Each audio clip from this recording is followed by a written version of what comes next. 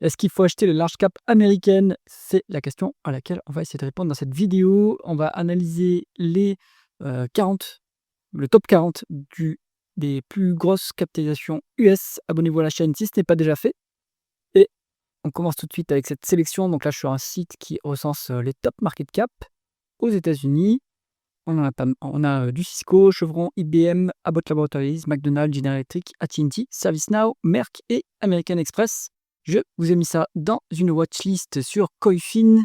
Comme d'habitude, les colonnes qui sont présentes dans ce screener, on a le symbole de cotation boursière, le nom d'entreprise, l'industrie, la capitalisation boursière, la croissance, des multiples de valorisation par les flux, multiples de valorisation par les actifs tangibles, la rentabilité opérationnelle, le rendement des fonds propres, l'endettement, le rendement du dividende, le rendement de l'actionnaire qui inclut rachat d'actions et ou dilution, free cash flow, bénéfice net, le PE ratio pour vérifier la sécurité du dividende. On commence avec la première entreprise de cette sélection. Alors, on est sur Chevron, le numéro 2 US de l'oil and gas, 239 milliards de dollars de market cap, 7% de croissance du chiffre d'affaires en rythme annualisé sur 5 ans.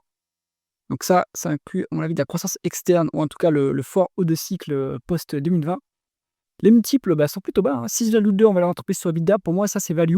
On est en dessous de ma limite à 7.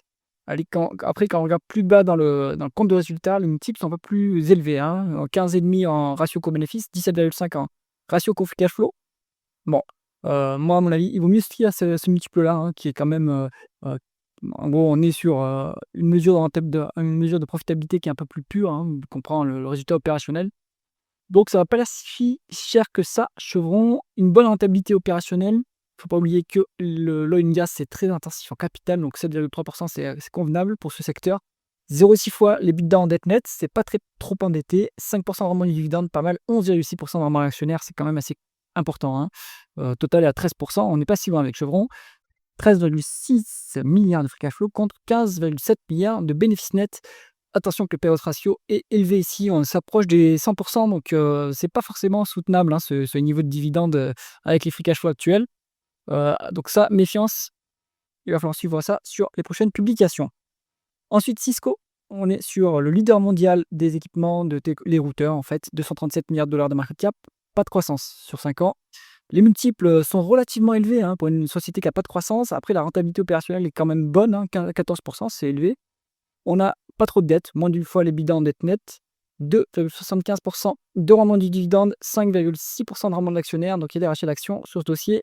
On a un PE ratio qui est à 70%, avec des free cash flow plus élevés que les bénéfices nets. Bon, je pense qu'on est relativement sécurisé sur le dividende.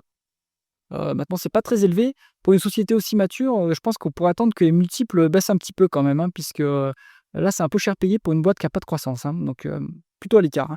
Abbott Laboratories, donc là, on est plutôt sur des équipements médicaux, 233 milliards de dollars de market cap, 5,6% de croissance du chiffre d'affaires en rythme annualisé sur 5 ans, donc une croissance plutôt moyenne, on va dire. Les multiples sont élevés, hein, 21 fois les valeurs entreprises sur EBITDA, 17,4 fois le ratio court-bénéfice, 35 fois les free cash flow. Donc, bon, les free cash flow, à mon avis, sont ponctuellement bas. Alors, il faut voir si c'est ponctuel ou c'est structurel, mais ils sont bas à cause de dépenses en capital. Donc, il faut vérifier ce qu'il en est sur la durée. Je trouve ça un peu cher payé. Après, la rentabilité est bonne, hein, 22,3% vraiment des capitaux investis. C'est quand même pas mal. Il n'y a pas de dette quasiment sur le dossier. 0,6 fois les EBITDA, c'est pas mal. Et 1,8 fois 1,8% de rendement du dividende contre 2,1% de rendement d'actionnaire. Un peu de rachat d'actions. Free cash flow deux fois moins élevé que les bénéfices nets, mais bon, ça fait un payout ratio au-delà de 50%, mais pas trop au-delà de 50% pour cette société. Donc, bon, c'est soutenable. Maintenant, c'est un peu trop cher payé les dossiers. Je pense qu'il vaut mieux rester à l'écart. IBM ensuite, donc on est plutôt sur du service IT, hein, donc une sorte de SN quand même. 228 milliards de dollars de market cap, 1,7% de croissance du chiffre d'affaires avec manualisé sur 5 ans. Il n'y a pas de croissance. Les multiples sont chers, 18,2, 43 en PE. Alors 18,2 en valeur entreprise sur EBITDA, 43 en PE, 18 en price free cash flow. Bon, au moins on génère du cash, c'est pas mal. Mais c'est relativement élevé comme valorisation pour une société qui n'a pas de croissance, une rentabilité correcte, même si en théorie, c'est pas très intensif en capital, hein, les ESN. Donc, et la dette, voilà, dette 4,2 fois les EBITDA en dette nette, non, c'est trop élevé. Donc, non, IBM, à mon avis, il vaut mieux être à l'écart, hein, c'est trop dangereux comme dossier. Ensuite, on est sur McDonald's, 227 milliards de dollars de market cap, 4% de croissance sur 5 ans. Bon, croissance plutôt faible, hein. On est quasiment à 20 fois la valeur entreprise sur EBITDA et 28 en ratio coût-bénéfice. C'est cher payé.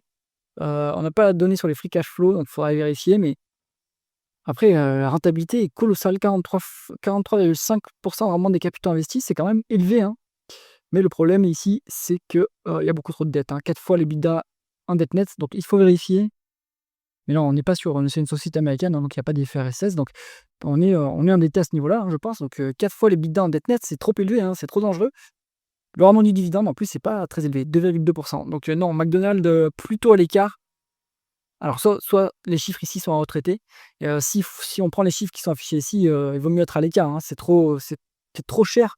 Il y a pas assez de dividendes et il y a trop de dettes pour, que ça soit intéressant, donc plutôt à l'écart. Ensuite, General Electric, donc avant c'était un conglomérat, maintenant ça s'est plutôt recentré sur, des activités industrielles.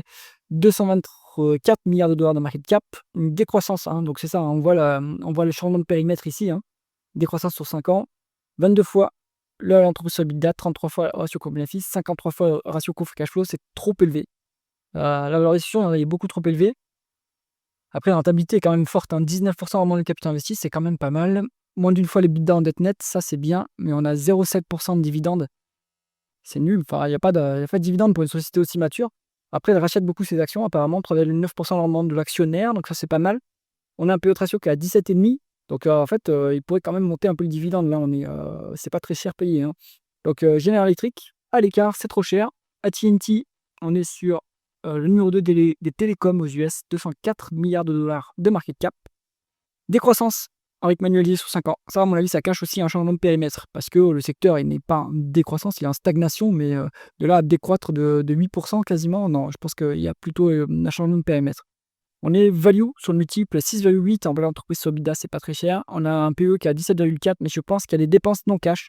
Les free cash flow sont plus élevés que les bénéfices nets, hein, donc on est presque value aussi sur le ratio coût free cash flow, hein. On est value en dessous de 10 pour moi. Donc plutôt pas mal, hein, à TNT.